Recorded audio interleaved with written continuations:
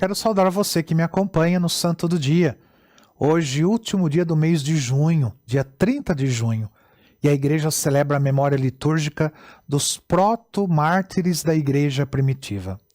A atual celebração, introduzida pelo novo calendário romano universal, e se refere aos proto-mártires da igreja de Roma, que foram vítimas da perseguição de Nero, em seguida ao incêndio de Roma, né?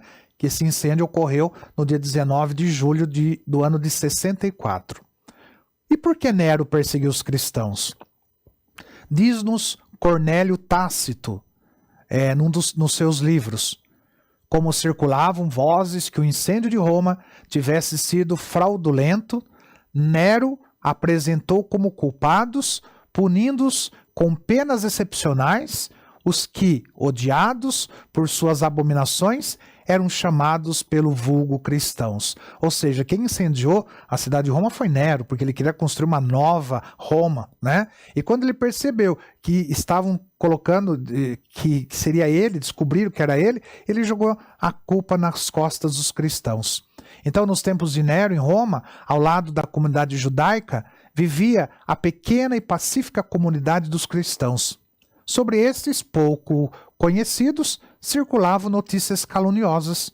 Nero descarregou sobre eles, condenando-os a cruéis sacrifícios, a acusações feitas a eles. Por outro lado, as ideias professadas pelos cristãos era desafio aberto aos deuses pagãos, ciumentos e vingativos.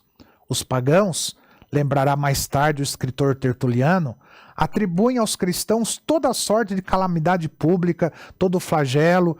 Se as águas do Tibre saem do leito e invadem a cidade, se ao contrário as águas do Nilo não crescem para inundar os campos, se houver seca, carestia, peste, terremoto, é tudo culpa dos cristãos, que desprezam os deuses, e de todos os lados se grita, os cristãos são leões. Nero teve a responsabilidade de haver dado início à absurda hostilidade do povo romano, que na verdade era muito tolerante em matéria de religião em relação aos cristãos. A ferocidade, com a qual atingiu os presumíveis incendiários, que não eram, mas se presumia, por causa de Nero, não encontra justificação nem no supremo interesse do império. Episódios horrorentos, como as de tochas humanas. Os cristãos eram amarrados em postes, feito tochas humanas cobertos de piche e incendiados nos jardins da colina de Ópio, nos jardins do imperador, ou como o de mulheres e crianças vestidas com peles de animais e abandonadas à mercê dos animais ferozes no circo. Então essas pessoas eram jogadas dentro do circo e soltava-se feras para estraçalharem essas pessoas. Foram tais que chegaram a produzir sentimento de piedade e de horror no povo romano. Então, escreve ainda Tácito, manifestou-se um sentimento de piedade, ainda que se tratasse de gente merecedora dos mais exemplares castigos, porque se via que eram eliminados não pelo bem público, mas para satisfazer a crueldade de um indivíduo, que era Nero. A perseguição ela não se limitou àquele verão fatal de 64, mas se prolongou até o ano de 67.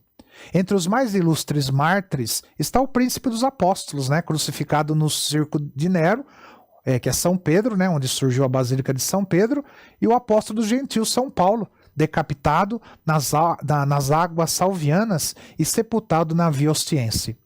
Após a festividade conjunta desses dois apóstolos, São Pedro e São Paulo, o novo calendário quis justamente celebrar a memória dos numerosos mártires que não tiveram um lugar especial na liturgia. Proto-mártires da Igreja, rogai por nós. Que o Senhor te abençoe, em nome do Pai, do Filho e do Espírito Santo. Amém.